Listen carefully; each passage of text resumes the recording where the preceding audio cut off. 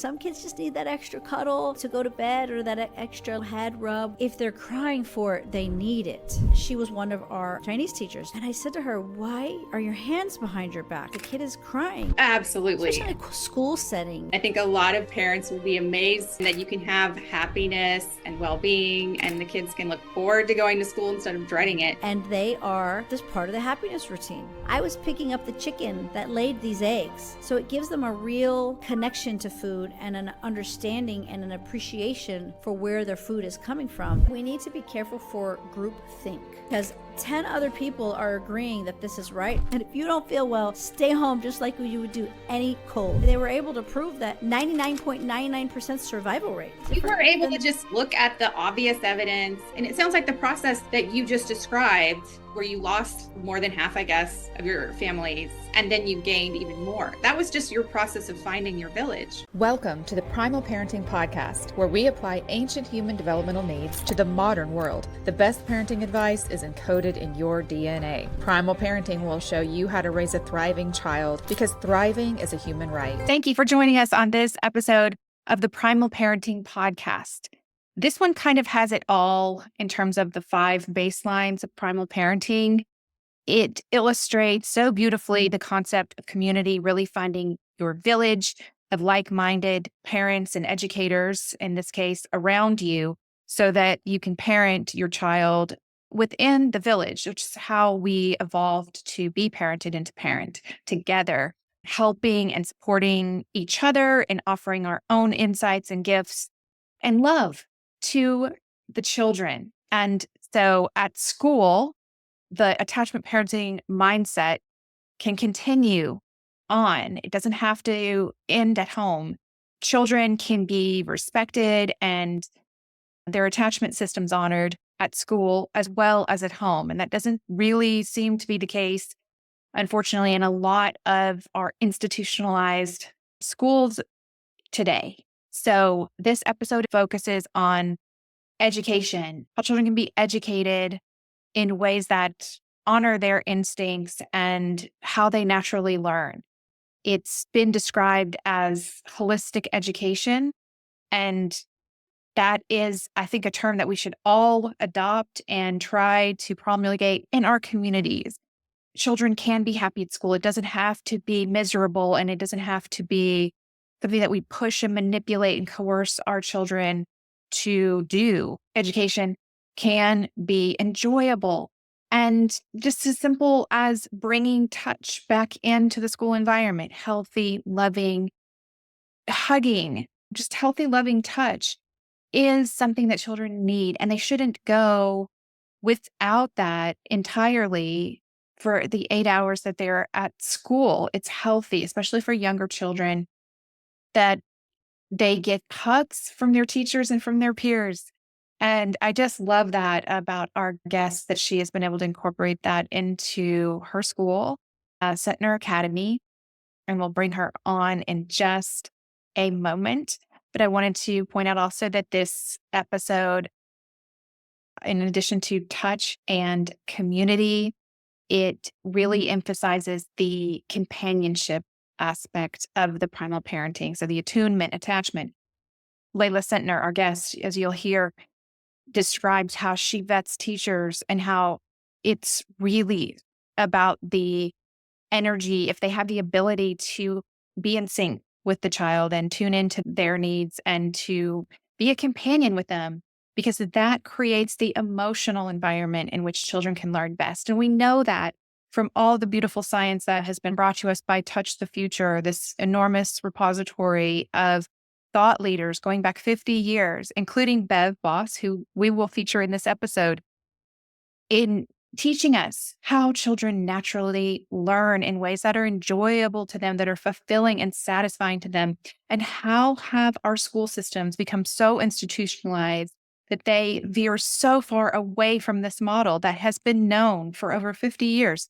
How children learn, it's all there in the sciences.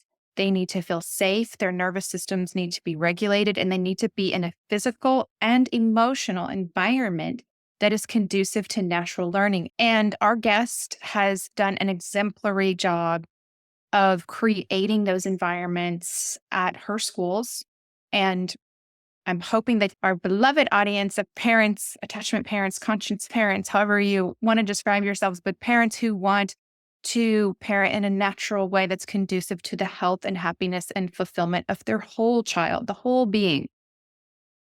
This is for you. And I hope that you can take away some nuggets of wisdom from Layla Sentner that will help you with your child's school, help your child navigate school, and maybe even help your schools and your communities implement some of these holistic education programs and approaches, including organic gardening and being aware of how the food system in our country is sabotaging education, is making children and teachers miserable because it's messing with the neurological functioning of our children. And they end up in the doctor's office, with anxiety or depression or ADD. It doesn't have to be this way.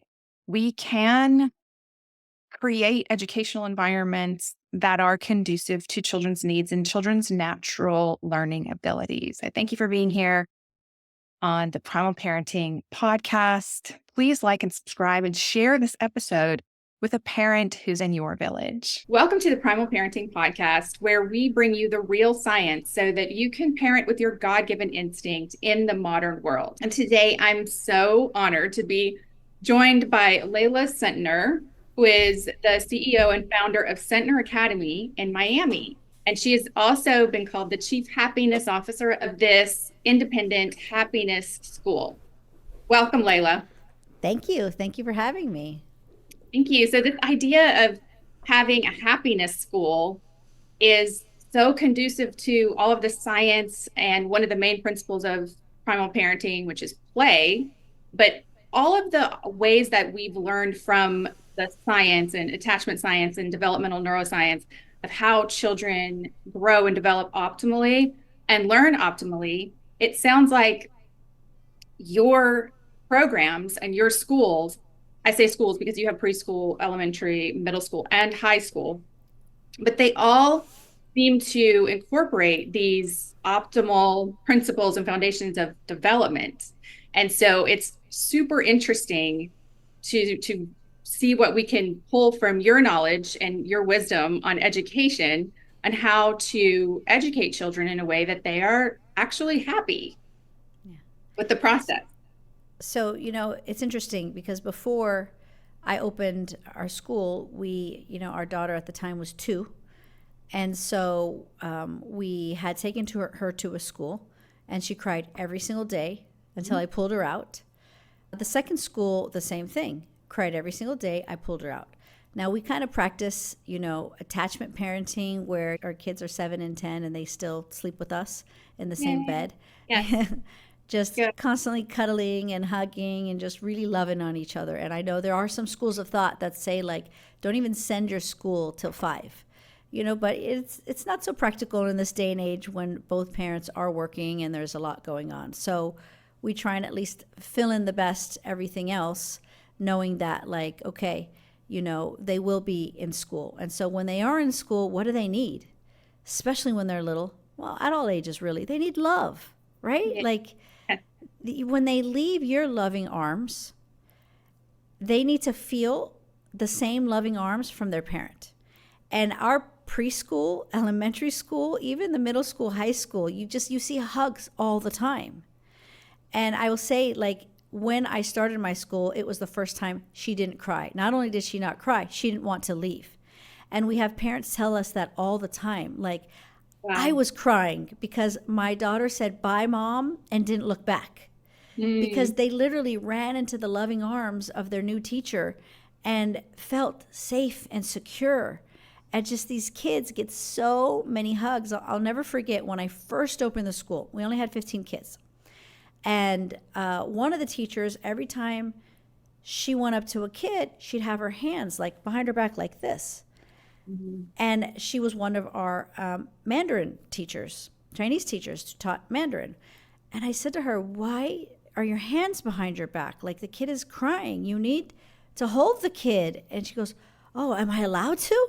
And I'm like, "What do you mean, are you allowed to? You need to."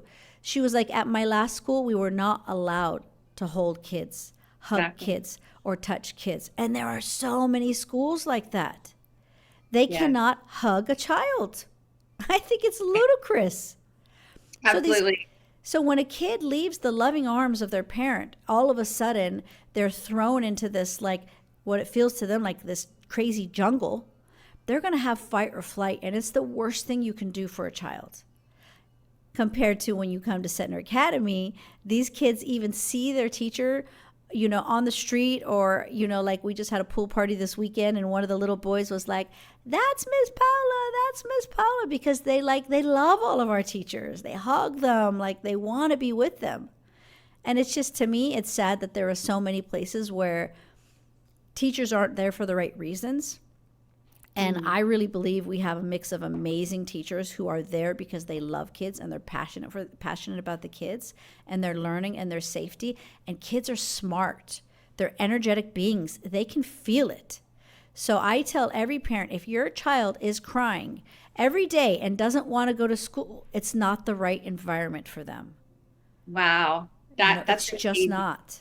And see, that's just how it should be. And that's why we have this emphasis on instinct as parents and as teachers, as human beings, that when someone's in distress, especially a child, you comfort them, and often you touch them. Touch is an essential part of development. And a lot of the developmental research shows that children have to have touch, just like they have food to fuel them physically. They need touch to fuel them emotionally and socially. And they can't learn until they feel that safety, and like you described, the fight or flight. That's neuroscience. It's so true that we're in a society that we kind of throw these kids into situations where they don't feel emotionally and socially safe, and then we expect them to learn. And it's just not going to happen no matter how much intelligence is there. When was the Ferber method? When did that come out? Because that to me was a complete destruction of humanity. To say that a baby was meant to sleep on his or her own, and it's okay, they will cry themselves to sleep, is an absolute, it's the worst thing that you can do to a child. In fact, both my husband and I, our parents did the cry it out method because that's what their parents' doctors taught them. They didn't know any better. That when a doctor is saying, yeah, this is okay, okay, the parents are going, the doctor said it's okay, right? Meanwhile, my husband and I went through some serious trauma healing to heal the wounds from being abandoned. I still remember being 2 years old, crying myself to sleep in a crib. And it's just like, no, the child doesn't stop crying because they're over it. The child literally can't cry anymore and is feeling completely abandoned, and their self-esteem is shot because they don't have the loving arms of their parents. Yes. And this is not anthropologically throughout human history normal. That was never normal. Like you said, when Ferber and that mentality was pushed onto parents and in our culture, before that, it wasn't normal. It wasn't natural. And if we look at the other social mammals, they would never do that ever. No bear or dog or, no horse, no rat would ever do that to their child. We're told to do it. And the pediatricians still advise parents to do that. And I don't know if you saw, I have a whole program called the Smart Baby Sleep System course about how to help children feel safe, young children, so they sleep a little better, but it's a way to avoid that cry it out method. And I donated it to the initiative. It's so interesting that you're bringing that up in the context of a happiness school environment, because it kind of is the same thing. They have to feel safe in order to learn and thrive and grow and develop optimally. Yeah, well, it's cute, especially in the beginning of our school, the little ones, they sleep during school. Mm-hmm. And I've seen teachers where they're petting the child's back until the child falls asleep. Like, every kid is different, and they're all together like little pack animals. They're kind of all huddled up in the same like a pile of room. Puppies. Yes, yeah, and some kids just need that extra cuddle, to go to bed, or that extra, head rub, whatever. But if they're crying for it, they need it. Yes. And I don't understand why schools don't get this. And I don't understand why a school would be more let's say, I'm afraid to be sued, so I'm not going to hug the child. Well, just put cameras everywhere. It's your evidence that you're not harming anybody. Right. You know, so our school has cameras in every corner of the room. So somebody independently could say, was that an appropriate hug or not? Okay, there you go. We're not afraid to hug because you could see it's an appropriate hug. And if anybody challenges it, the cameras are there to show. Yes, and I think all the schools do have cameras, so it really shouldn't be an impediment, right?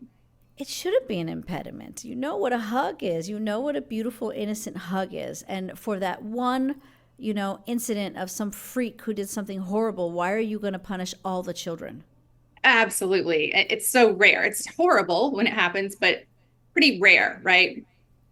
Especially in a school setting, I can't imagine a teacher, looking to be a teacher for that. I mean, it's like, it's sickening. It's absolutely sickening. But like I said, your insurance is your cameras, quality control. We've had to fire teachers because their energy was off with kids. But that's why we do training and quality control. And when I say energy, I mean, as a teacher, you can't walk around being annoyed all the time. These kids feed off that. Or you can't walk around being stressed all the time. Then these kids feed off that. So we're super meticulous about hiring, the sweet, the bubbly, the kind, the loving teacher that knows if they're having a bad day, that kid is going to feed off your stress level. So you need to check that out the door. Excellent. That's so important. It's like a contagion. Yeah, 100%. You do have a very high performing school. Your students are testing in the high 80s, 90th percentiles on the MAPS, which is a standardized national standard test. So they're obviously academically achieving at high levels. And I think a lot of parents will be amazed to understand that you can have happiness and well-being, and the kids can look forward to going to school instead of dreading it, but at the same time perform well academically. So have you heard of the happiness professor? No. From Harvard.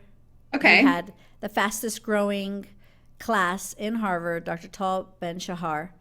Okay. And we hired him before we opened our school to tell us what are the principles of happiness and how do we incorporate it at our school now so they don't have to be, 18, 19, 20, like your kids at Harvard that are struggling and depressed and all flocking to want to learn what truly is happiness and how can you attain it. And so he gave us certain principles, like, for example, it's critical for a kid to be outside, to do exercise every single day. Yes. That was one element. So we incorporated that into our school. We're one of the few schools that every single day our kids do PE. And they're outside. They're getting those endorphins going, of course, unless it's raining. And they are, that's this part of the happiness routine. Mindfulness, meditation, prayer, whatever you want to call it. Like some people, it's, you're going to sit down and you're going to close your eyes and pray. Some are just going to meditate. Some are just going to quiet their mind. That was a part of it as well. So there were just food. Food is so critical. Yes. Right? So we have a farm. We feed our kids farm to table, fully organic, no pesticides, no glyphosate, none of that crazy spray. They have a beautiful salad bar. They don't eat, processed sugar. We're not stuffing their face with, processed food. They're eating fresh food that's made in our kitchen. Can you say a little bit about it? Yes, it's a huge deal.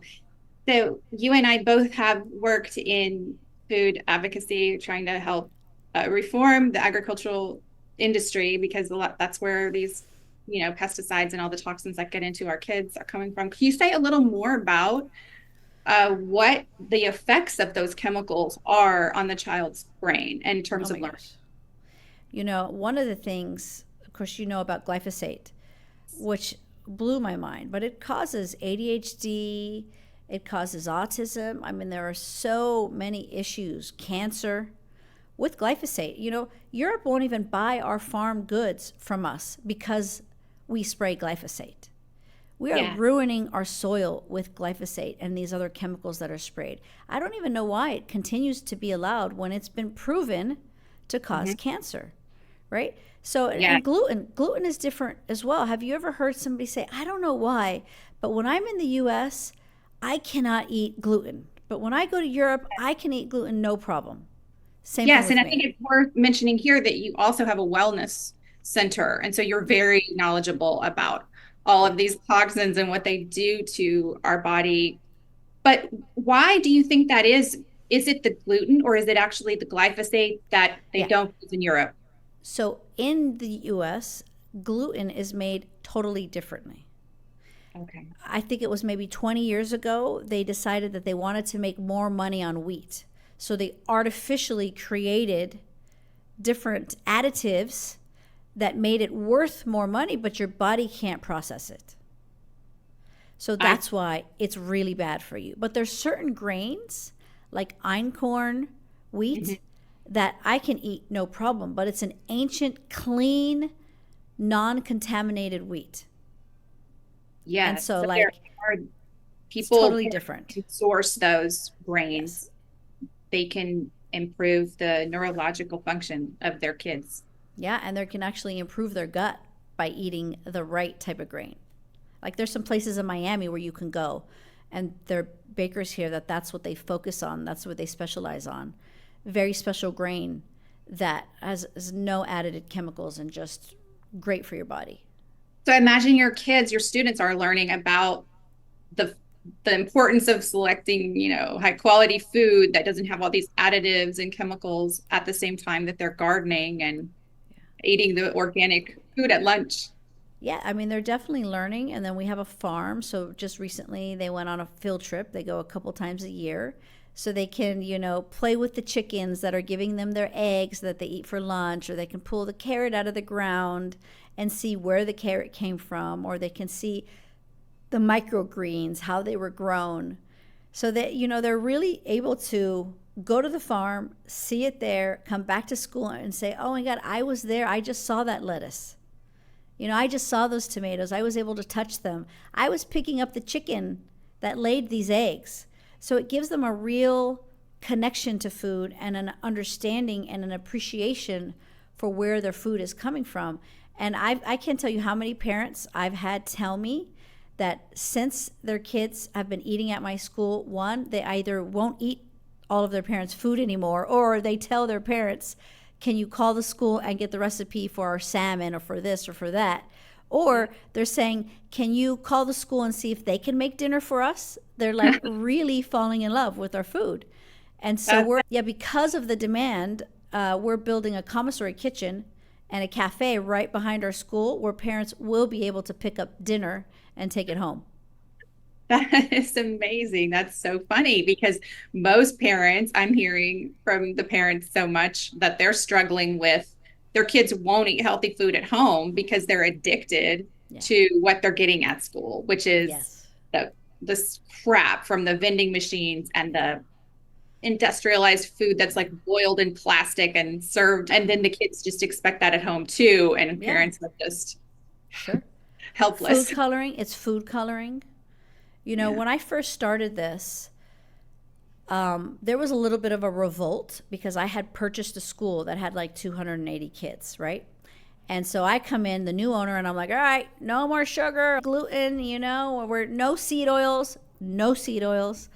And it was like kids were mad. Everybody was mad. Parents were mad. And I'm like, sorry, like when your kids are at my school, I want their brains to be as fresh as possible.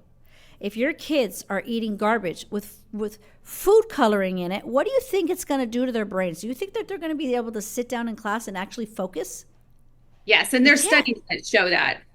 It's so overwhelmingly clear now, right? The blue, especially in the reds.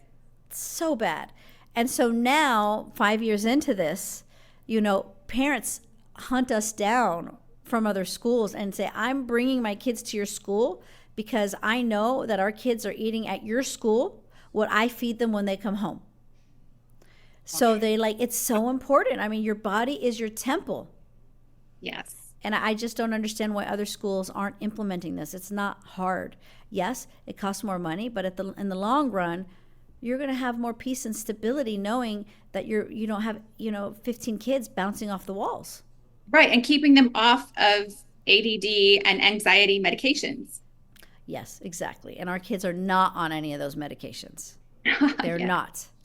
that's But awesome. but it's, it's what baffles me about doctors is that they'll jump to, oh, your kid needs to be on ADHD or whatever these medications, right? But how come you didn't ask the parent what the kid is eating every day? Yes, they're just If the not trained in that. if the kid's waking up eating Fruit Loops for breakfast, what do you think's going to happen to the kid? And I will tell you again, in the beginning, when we didn't have the same alignment of families that we have now, and we had a lot more issues, we would say, okay, what are you feeding your child for breakfast? Oh, my kid will only eat cereal. Well, that's a big part of the problem. Right. So we would work with the parents to help them figure out what's going on.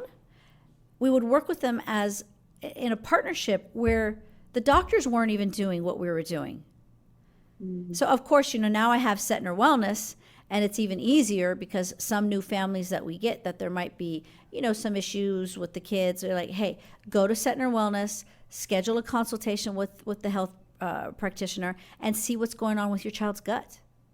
Right. Okay. And then also, if the child has had a lot of, let's say, toxic interventions like these and the antibiotics and the medications that they put them on for ADD and all of the things that are sort of really their natural reactions to an unhealthy environment, then you add Yes. more unhealthy medicines on top of it. So how do you navigate that? Are the kids doing detoxes to can they get those chemicals out of their Yeah, system and function better? absolutely. So at Setner Wellness, we're super focused on strengthening the cell membrane. So when your cell membrane is strong, your body is able to naturally detox easier, right? And so there's certain tests that we can run at the wellness center to see like what the toxic load is in their body. Wow. Okay. And then our focus is, okay, let's get them the right PC oils, the different supplements to strengthen their cell membrane. Now, if they're an adult, we have PC oil IVs with a mixture of other things as well that work to strengthen their cell membrane. So I'll give you an example. We run these tests called fatty acid tests. And the fatty acid tests that we run, a university is doing the analysis. It's a 9-hour analysis. It's not a rinky-dink 15-minute analysis. It's a serious analysis with, some serious reports that come back. And these reports give you a real understanding of what your cell membrane looks like. And I will tell you, somebody like me who's been really working on my health for the last 4.5 years, because I was diagnosed with Lyme disease. I got hit with living in mold for 3 years. I learned I had parasites. I had a whole wealth of issues. I have been able to detox and make myself feel amazing. But it wasn't until I did the fatty acid test and I did the PK protocol, which stands for Dr. Patricia Kane. Okay. And when I first ran the fatty acid test, I saw that my cells were performing so poorly, I was not able to detox. So I was forcing myself to detox by doing all of these things that I have at the wellness center. Right. But on my own, my cells were not strong enough to just naturally purge like God created our bodies to naturally purge. After 90 days of only being on the oils, I'm like 300% improvement. It's incredible. And so you feel it. You feel it. That's amazing. And the numbers correlated. The labs all correlated together. So it was very exciting for me to see firsthand when your cell membranes are working properly and are stronger, your body can spit out these toxins. So going back, kids that had right, they can easily take these oils. Oh, that's amazing. And we can help their body detox. Right now, the big detox is like zeolite, right? Yes. But what zeolite's doing, which again, it's not a bad thing, zeolite is actually pulling out the toxins, okay? Again, not a bad thing. But what we want to do is get the cells strong enough so it's pushing out the toxins. Yes. So instead of pulling it out, the cells are pushing it out. Does that make sense? Yes. it makes sense because otherwise it seems like the body, the detoxification system can get overwhelmed. Yeah, and you're on this hamster wheel. You have to keep doing it because your cells aren't operating properly, so you're going to keep getting the toxins in. Right. And you're going to keep holding them. So you got to keep manually pulling them out. Right. So you probably save a lot of time and energy and money on all the detox products if you take care of the cell. Yes, exactly. You got it. You're a quick Okay. learner. Amazing Yes. information for parents too, because let's face it, it's very demanding on our energy to be parents, especially of young children. I'll put the links to that information for the PC oil and everything. Also, the happiness professor. That was a good. We'll see if we can link some information. Yeah, he wrote a book. He wrote a few books. Okay. Yes, and he outlines the key elements for happiness. It sounds a lot like some of the interviews that we have, or some of the academic resources that we have at Touch the Future as well. And I'll link for our viewers who are interested in this. It's really focused on play, being in a play state, and what an intrinsic part of that is for children. That if you can get them in a play state and just let them be curious and let them express their wonder, then they learn naturally. Yeah. You want them to be curious. I wanted to just play this clip from one of the thought leaders. Her name is Bev Boss. And this mentality of how children learn through wonder, and how our job as parents and educators is to not kill that in them. Like I feel like a lot of the public schools and a lot of just the institutionalized nature of school, it does just squash that and just sort of depend on discipline and coercion and manipulation. And that's just, it's not healthy, and it's not how they learn optimally. So I'd love to play this and get your thoughts.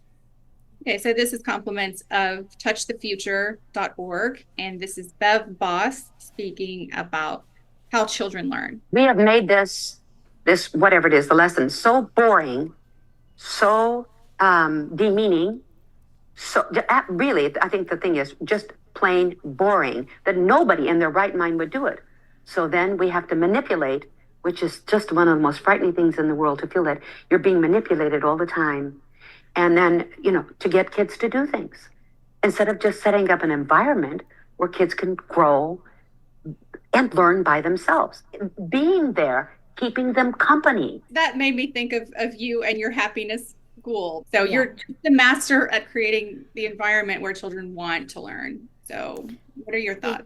My daughter, she wasn't feeling well this morning, and I'm like, you need to stay home because you need to rest so you can get better. And she starts crying, no, I want to go to school. Wow. So, it's a good feeling when your kids cry because they want to go to school and they don't want to stay home. When I grew up, I did not want to go to school, ever. I was bored out of my mind. I felt it was a cold environment, and I didn't feel the love. I didn't feel the excitement to learn. We have some cool hands-on projects that we do with the kids. We really want them to have experiential learning. We want them to learn by touching and feeling, and we want them to not just be little robots memorizing things. We want them to critically think. We want them to think outside the box. We want them to really have a love for learning. And I can't tell you how many parents have come up to me and said, at the previous school, they didn't want to be there. At your school, especially the little ones that don't know when it's Monday or Friday, when they realize it's Friday and it's the weekend, they start crying because they want to be at school every day. Wow, that is just unheard of otherwise. But the good news is that you've developed curriculums that can be replicated across the country. We're putting together something that we could replicate. Yeah, we have not completed it yet, but I will tell you the biggest part of the replication process is really the training and the hiring of the teachers. Okay. Because you need that warmth, you need that love, you need that special type of teacher. And we could usually tell from the first interview if the teacher is warm or if the teacher is cold. If the teacher, and then if we didn't catch it there, when they're in person and they're doing their live demonstration. You could feel it there. It's a great way to be able to recruit. And since we've been doing this for 5 years, our foundation is strong. So when a new teacher comes in, they either acclimate pretty quickly, or they're like, this place isn't for me, or we're like, this place isn't for you. So, versus in the beginning, it took some time because we were putting the foundation together. We didn't have the prototype of exactly what we were looking for because we were building as we were going. Okay, so in the meantime, will you please update us when that rolls out? Because that would be sure. I'd hope to have something in a couple of years, but we're okay. We're fine tuning a lot of things. And in the meantime, what can parents do to, other than know that parents, if your kid hates going to school and they're crying, something's wrong with the school, not your kid, likely. Yeah, if your kid is depressed every day, just like pull your kid out, homeschool right away. That's just not the environment for your kid. And we've had kids at our school where it also wasn't the environment for them because it's a little too stimulating, right? Like we have a transition period, in an elementary school where they're going to another building for art class. For some kids, they can't handle that transition. Or we're a super colorful building with colors everywhere. Like for some kids, that's overstimulating. For other kids, it's heaven for them. Like that's exactly what they need. They can't be in a brown, stale setting. It drives them nuts, right? So I always tell parents, even if it's my school, like if your kid doesn't want to be here, your kid is telling you something because every child learns differently. Some kids need way more structure. Like we've had a couple of parents tell us, like, you guys, your kids have too much freedom there. My child needs way more structure. They will only pay attention if they were like this, and so different environment for everyone. And it's also part of it is how they were raised at home. Yeah. And so and then also, what they eat, how their brain functions. There's just a lot of different elements. But the kids that start with us in preschool, they just flow right up. No issues. Yeah, but this is so conducive to the attachment parenting approach. Yeah, so if you are an attachment parent, then this is the way education should look. Yeah, but imagine a kid coming in from third grade that spent years in an environment where all the chairs are faced in one direction. They don't break out into groups. There's no projects. They're in that one room for the entire day. There's no colors on the wall. And they come into our environment. It would freak a child out. Versus starting from day one in this colorful environment where it's stimulating their brain. They can handle multiple different types of stimulation because the world is stimulating.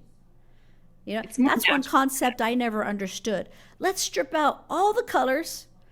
Let's strip out anything that could distract the child. Because we want to force the kid to focus on this, on the teacher standing there. And I'm like, but that's not real world. It doesn't relax their nervous system. And my daughter is struggling with not wanting to go to school. And I was, digging in, like, what are all the things? What can I do to help? And one of the things she said was, the lights are so bright. It's so freezing cold. So the environment really does affect them. Oh, these bright lights, they break my heart. They're literally frying your kids' brains. I mean, I've got 5G EMF protection on the windows. I have special type of lighting for their brains. I don't put any Wi-Fi over their heads. If we have Wi-Fi, it's in the hallways. So there's like so many elements I add because I understand how important their brain is. Yes, and they told me I was crazy. They blasted me in the media like, this lady's crazy. She's actually concerned about 5G. Yeah, I'm very concerned about 5G. Because I'm sure you saw me all over the media as this big anti-vaxxer, which I am. I'm proud to be. Yeah. But I didn't want my teachers to get the you-know-what. Yeah. And I was not ashamed to say it. And, they tried to squash me for it when at the end of the day I was right. You were right. And you were so brave during that time because they really attacked you on an international level. I mean, they were talking about international coverage of one person, you and your husband, David, in this one little school standing up against all of that coercion. And you were just so steadfast and strong for standing up for what was right at that time. I have a little 2-minute media clip where they tried to, where we summarize the beatdown that they tried to give me. I'll send it to you. Maybe you could play it on the show so you can. I like to remind people where we were so they never forget. I love that. The next time the next scamdemic comes around, It's coming. I'm hopeful that we have a lot more people that stick together instead of us being the minorities being pounded on, Absolutely. Thank you for that, Layla. I'll definitely share it because it'll inspire more parents who they knew in their heart, they just didn't know what to do and they felt powerless, I think, and helpless and went along. So think about this. We talked a lot about attachment parenting, right? Mhm. Can you imagine for 2 years in places like California and New York, these poor kids had to sit behind plexiglass. Mm-hmm. They weren't allowed to hug their friends. They weren't allowed to sit with their friends. They weren't allowed to be with their friends. Even in Florida, for maybe 3 or 4 months, kids were sitting behind plexiglass. They weren't allowed to go out for recess. They were forced to sit in a classroom in plexiglass and watch a movie because they weren't allowed to talk to each other because their mask wasn't on during lunch. Yes. Ludicrous. My kids were told when they finally went back to school after a year and the teachers were saying, okay, we have to wear the mask. They were explaining all the expectations around the mask. They said, at lunch, you will pull it down, take a bite, and pull it back up. And they said these words. My daughter came home and said these words out of her little mouth. The lunchtime is the most dangerous time of the day. And that's what our kids were subjected to. See, where did your kid go to school? Atlanta. And we moved from Metro Atlanta to Florida because of all of that. Are you in Florida now? Yes, ma'am. Oh, cool. All right, Yeah. you got to come visit us then. Yeah, come visit I'm us on at the school. Panhandle. Yeah. So we did not force masks for 1 minute. Refused. No one was ever socially distanced. And we continued PE every single day. In fact, I would not let kids wear masks during PE. Some kids wanted to because they had Cuckoo for Cocoa Puffs parents Yeah. that were forcing them to. I said, no. Call the parent and say, your kid cannot play PE if they want to have a mask on while they're outside running. I will not have a kid pass out on my dime. Thank you. If you think Absolutely. your child needs a mask to be outside, then don't send your kid to my school. Because I'm not doing that. Bravo. And I would do that. I would say, coaches, have the kids sit on the grass and call the parent and let the parent know they will not be participating in PE until you allow them to take off that stupid mask. There was just enormous brainwashing Oh, that horrible. happened to parents during that time. Do you Go ahead. know in some of these super, high-end private schools, they were forcing kids to wear masks in the 100-degree weather while they were running outside, and I there think were a girl kids. actually died of Yeah, yeah. There was a girl that died. There were several that passed out, and even after they passed out and died, they still kept the stupid rule. Like, you gotta be Really insane. unbelievable. It's insane. It really is. And when you were talking about the hugging, I thought that's something that went away during COVID. I think just culturally in our society, I noticed that people that used to hug all the time, people just stopped hugging each other, adults, children, nobody hugged anymore. Isn't No, that strange? I know, but not at our school. Like, we are literally Yeah. called the hugging school because we never stopped hugging. Human Never. beings need that, and They children need that. it. They need Yes. it. Wow, that's so incredible. I really appreciate your bravery through all of that. And I hope that other parents will be inspired by that to stand up for what they know in their heart is right and just common sense and be that mama bear or papa bear for your kid because society is not necessarily for us. They're not, Yeah. our culture is not necessarily, we can't really trust them to have the best interests for our kids. And we need to be careful for group think. Yes. Group think is a real thing Yes. because 10 other people are agreeing that this is right. Oh, maybe it is right and I should follow the herd. No, you don't. You don't need to follow the herd. It's okay to use your own brain and say, wait a minute, there's something not right here.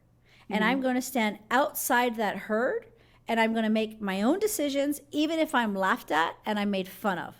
I mean, Vanity Fair called me insane and dangerous. And I'm like, okay, thanks. I could care less what you call me.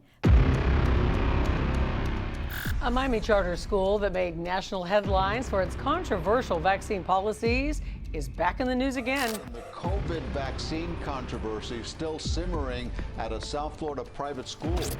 Just absolute quackery.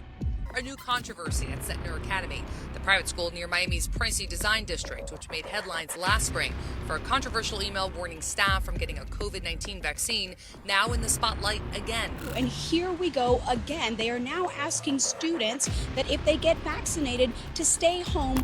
Here we have one of the most powerful tools in our arsenal to protect ourselves and get out of this problem. And they are discouraging the use of it. It's tragic. Leadership at the Centner Academy in Miami called the COVID-19 vaccine an experimental injection. Centner Academy here in Miami has used false claims to ask people in their school to hold off from getting vaccinated. What is going on? And this has to do with the school in Miami. This story has taken off across the country. As Keith said, networks are picking it up. It's coming across all over. The White House is responding to the school's controversial stance on vaccines. I have seen this report about a private school in Miami that's telling its staff and teachers not to get the COVID vaccine. Now they are telling vaccinated students to stay home. It's absolute lunacy, and it goes against everything that's well understood and well accepted in the scientific community. Our objective is continuing to convey that it's important to abide by public health guidelines, that they're in place for a reason. Educational institution, it's even more misleading. False. I'll say it again, that is false. There is no credible study out there that indicates that the COVID-19 vaccine will in any way lead to any sort of transmission. That's not written by anyone who has any understanding of the science. Call me whatever you want. You're not going to change my mind to make me think in a different way because you're calling me names. Call me all the names you want. Yeah, you're doing God's work, so it doesn't matter what anyone else thinks. I really believe that. I believe that. Absolutely. And I believe that God told all of us what we needed to know. Some people just decided to turn that sound off and ignore what God was saying. Mm-hmm. But you got to hear that voice. You got to listen to the voice. You have to know that, he doesn't want us to do certain things to our brand new babies. As a mom, I can't tell you how many moms said, I knew in my gut I shouldn't have done it. I knew it. But I ignored it. I was God telling them not to do it. That's it. That's why I have to just follow your God-given instincts in the intro and everything, because it happens throughout parenthood, at every stage of our child's life, from what they want to do in the hospital when they're first born, to the cry it out sleep training that you mentioned, to leaving them just one day at school and just letting them cry it out the first day. No, they can have a transition. They can be welcomed into a loving environment, like you set up. It's not even just at one stage in development. For us parents, we face this crossroads over and over and over again, and we have to trust our instincts and listen to our God-given instincts every step of the way. Every step of the way. Well, I appreciate you being such an example of that and an inspiration to do that in our own communities and with our families. Yeah, of course. During that whole stance, there were a lot of school owners that reached out to me and said, because I saw you did what you did, I'm following the lead. And I am also going to rip these masks off, and not mandate them. I'm going to let my kids breathe. I'm going to not do this. I'm going to not do that. So we can create a movement in the other direction and say, okay, you guys can be part of that herd. We're over here. We're not participating in that. We're going to create our own tribe. We're going to create our own community. Yes, I love it. And to realize that there are other agendas behind the mainstream and what's being pushed on us. A lot of times there are other interests involved that have nothing to do with the well-being of our children. You mentioned when we were talking about the Ferber method and the cry it out sleep training, and the idea that kids need to be more independent and need to not like have affection and you can't baby them, all of that mentality.